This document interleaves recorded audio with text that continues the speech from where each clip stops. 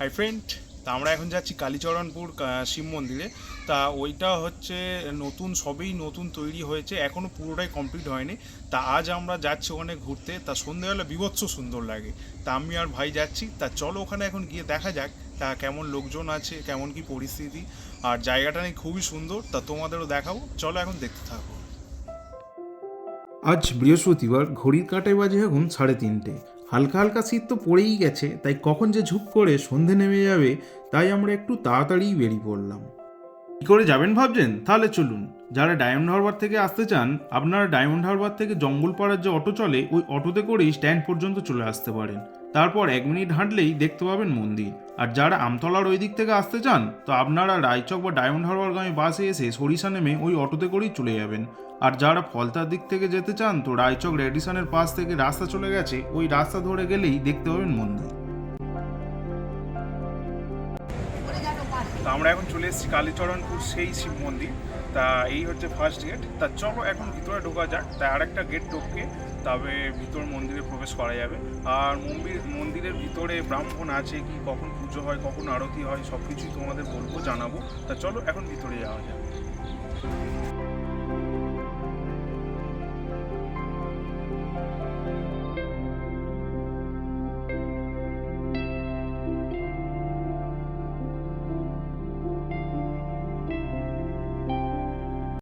Second গেটে জুতো খুলে ঘন্টা বাজিয়ে চলে এলাম মন্দিরের একেবারেই সামনে।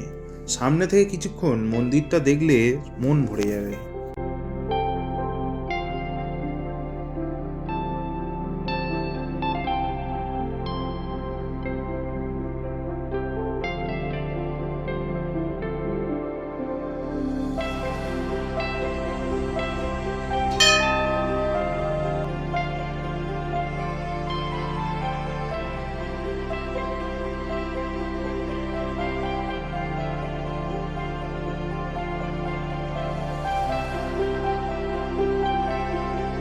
মন্দিরে ঢুকেই সিকিউরিটি ও ব্রাহ্মণকে জিজ্ঞেস করে জানতে পারলাম এই মন্দিরের কাজ শুরু হয়েছিল 2023-এর নভেম্বর মাসে, আর শেষ হয়ে মন্দির প্রতিষ্ঠা হয়েছে 2024-এর আগস্ট মাসে।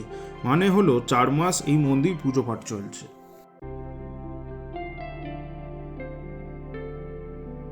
রোজ সকাল 6টা থেকে 12টা ও বিকেল 4টে থেকে 8টা পর্যন্ত মন্দিরের মূল প্রবেশদ্বার খোলা থাকে।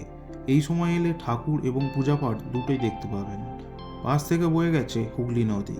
শীতের এই বিকেলে নদীর ধারের হালকা শীতল হাওয়া ও মন্দিরের শান্তিময় পরিবেশে খানিকক্ষণ সময় কাটাতে বেশ ভালো লাগবে।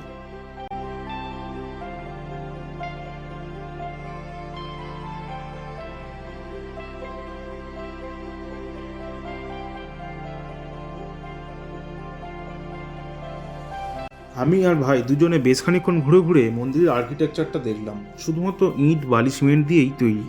এই মন্দিরে নির্মাণ করেছেন অম্বুজা সিমেন্টের কর্ণধর হর্ষবর্ধন নেউটিয়া। ওনার এই চিন্তাধারাটা আমার বেশ ভালো লাগলো।